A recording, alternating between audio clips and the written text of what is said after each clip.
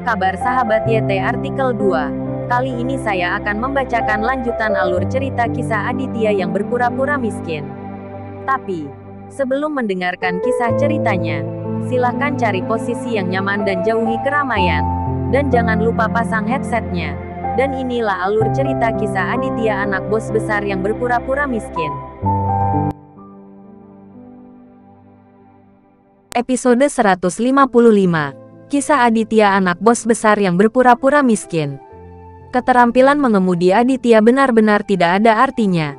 Sedan BYD yang tiba-tiba dikendarai olehnya terasa seperti supercar. Dalam waktu kurang dari 10 menit, Aditya sudah tiba di Manor bersama Farah.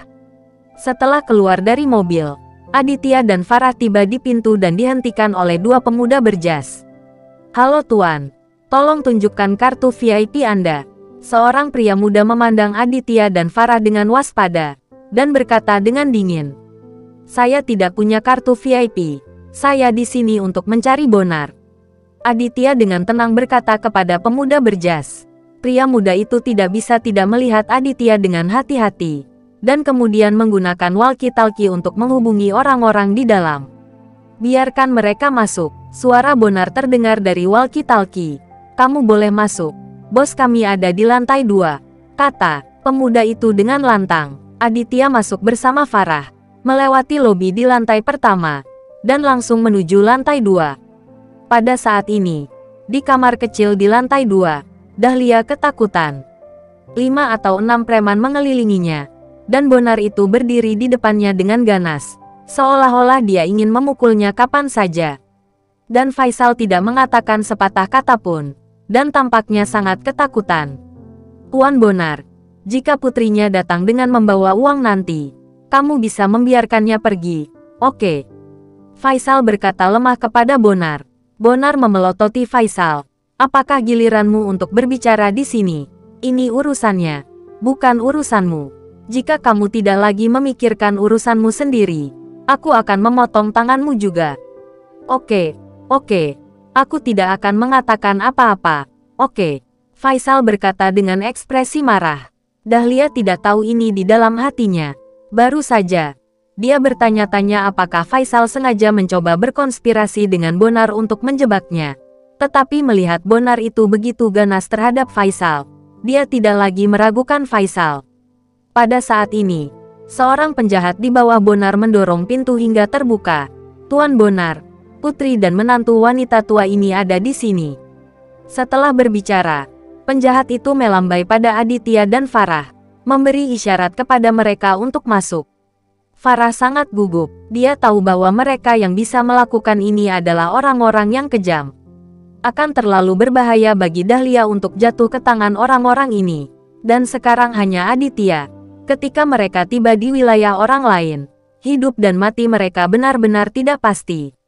Begitu Farah memasuki pintu, Bonar menatapnya dan itu tidak ada habisnya.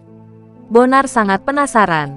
Kecantikan memukau seperti apa yang bisa membuat bos dan anak bos begitu peduli, dan bekerja begitu keras untuk seorang wanita. Itu benar.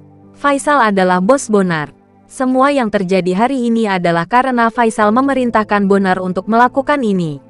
Dan Faisal, si rubah tua, pura-pura tidak mengenal Bonar itu. Tapi sebenarnya dia berakting di depan Dahlia. Setelah Bonar melihat Farah, dia akhirnya tidak ragu, dan berpikir dalam hati, tidak heran Ikram menyukainya. Wanita ini benar-benar terlalu cantik. "Farah, Aditya, cepat dan selamatkan aku!" Dahlia berteriak. Dia akhirnya melihat penyelamat. Farah melihat wajah Dahlia menjadi pucat karena ketakutan, dan dia merasa sangat tidak nyaman, dan kemudian berkata, "Bu, yakinlah, Aditya pasti akan menyelamatkan ibu dari sini." Dahlia tidak membenci Aditya lagi. Lagi pula, dia juga berpikir bahwa Aditya benar-benar memiliki kesempatan untuk mengenal bos dunia bawah tanah seperti Dilan. Oke, Aditya, cepat keluarkan ibu dari sini." Dahlia mengangguk penuh semangat, dan berteriak kepada Aditya. Ketika Aditya melihat Dahlia, dia tidak mengganggu orang lain. Melihat penampilan Dahlia yang panik dan ketakutan, Aditya tidak bisa menahan perasaan sangat lucu. "Sekarang kamu tahu Kamu takut. Sekarang kamu tahu aku menantumu. Jika bukan demi Farah, apakah menurutmu aku akan menyelamatkanmu? Meskipun dia berpikir begitu, Aditya mengabaikan Dahlia. Saat ini, dia melihat pada Bonar dengan wajah ganasnya. Kamu Bonar, bukan? Ayolah. Bagaimana agar kamu bisa melepaskan ibu mertuaku? Faisal sudah menjelaskan kepada Bonar sejak lama, dan Bonar itu pasti tahu apa yang harus dilakukan. Melihat Aditya, Bonar tersenyum dingin dan berkata, ini sangat sederhana. Keluarkan 1,8 miliar dan akan biarkan dia pergi. Aditya tahu itu tidak mudah. Bonar ini terlihat seperti orang yang kejam. Jadi dia akan memberinya 1,8 miliar. Dan dia akan membuat tuntutan lain. Singkatnya, dia tidak akan membiarkan orang pergi begitu saja. Saya punya uang di kartu ini. Anda dapat menggunakannya dan menggeseknya. Aditya mengeluarkan kartu itu dan menyerahkannya kepada Bonar. Bonar melihat kartu itu, dan tiba-tiba tertawa terbahak-bahak. Maaf, kami yang melakukan bisnis sampingan paling takut meninggalkan catatan transfer bank.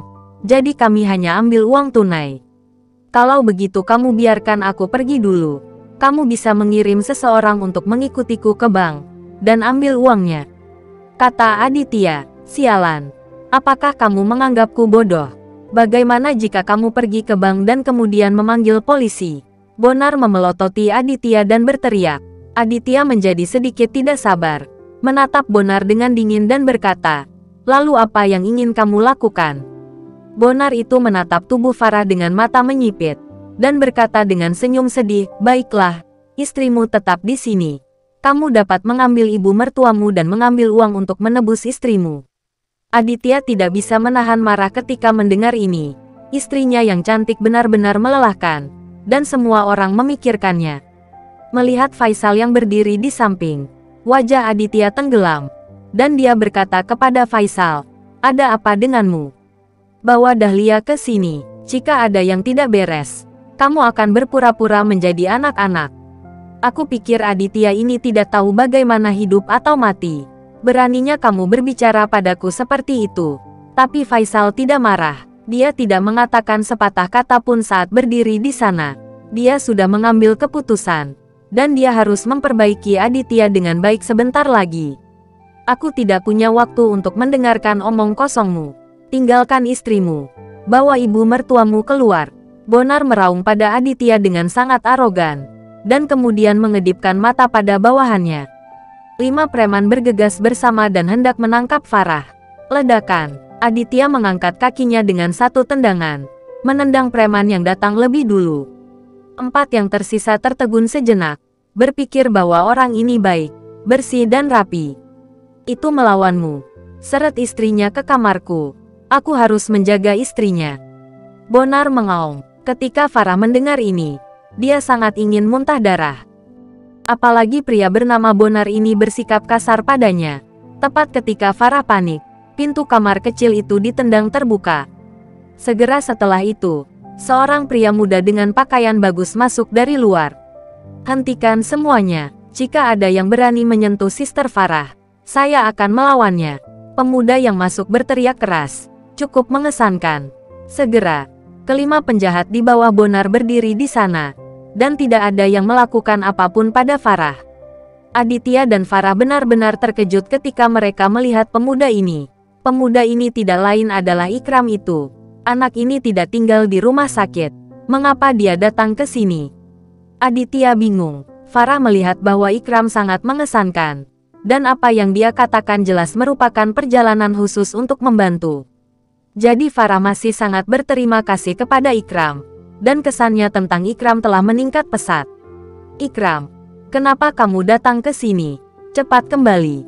Faisal pura-pura terkejut dan berkata dengan keras kepada Ikram. Ikram tampak sangat bertekad. Dan berkata kepada Faisal, ayah, berhenti bicara.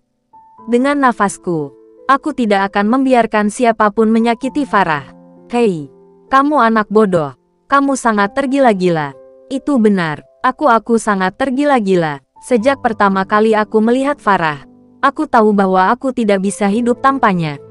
Ikram menatap Farah dengan tatapan provokatif. Tapi Farah merinding.